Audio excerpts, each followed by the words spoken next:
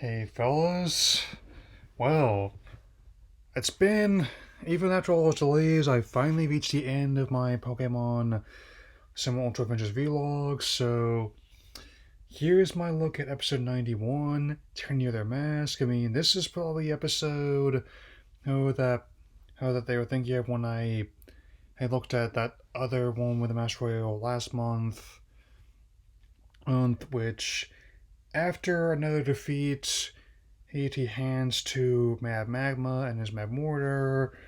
He goes on a meet and greet as well as demonstrations, starting with the shopping center on Melee Island.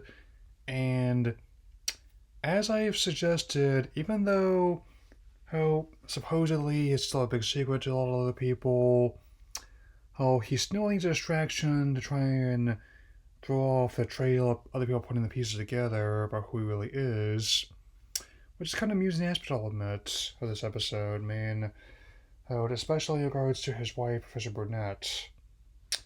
So, he also asked Moline to cover for him, since Ash and Burnett are also going to be going to the meet and greet. And many amusing images ensue. And also, as that commenter on the other vlog I did on the Young Flavor Nights point out, how Faba and James are apparently big fanboys of Handsome Mask Royal. Who'd have thunk it?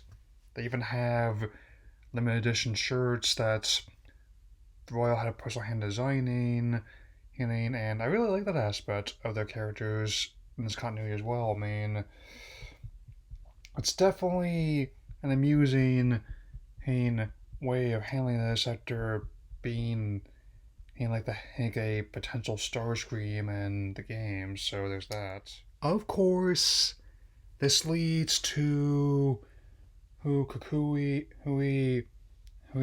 mask and Incineroar's Pokeball getting intercepted by both Faba and James, and also right when Mad Magmar and his Magmortar crashed the meet and greets. He definitely play into his role of heel quite nicely. I mean, I will say, hey, even though they mistake Moline for another her thief, which is kind of amusing in a way. Hey, I'm really glad that the other guests, namely, especially when his Ashman stick up for the Mask Royal, as Faba gets on this traction, and James also has his persona as a commentator retained as well. So like they kept that bit in there. Uh, of course, her Faba is not only used to who the Master Royal style of combat, that's so. But thankfully, Moline is able to apply distraction action by killing the lights, and Master Royal is able to take the stage and deal with the Mad Magmar in time, closing the episode and the season on his secret being safe for now, and even autographing Faba and James's shirts. That's really neat. Yeah. Well, this season ended up taking a bit longer than I had initially intended to cover. Hopefully, my look at the next one will not take as long, but I still kept to it and definitely kept providing updates whenever I had to. I mean, it's like I said, I managed to do both less and more than I wanted in the past year or so. And I have been less affected by this than other people.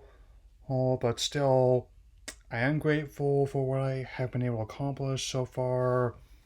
And at the very least, I'm not one of those people who would just say I've been doing something, want to do something for ages, then turn around and spend an hour ranting about PSAs and I'm like, I mean, and with that in mind, with the season now in the can, I'll definitely start up my vlogs of Pokemon some Ultra Legends on Tuesday, and definitely be giving you all those over the course of this year, which also will free things up a bit more for some of my other videos this month.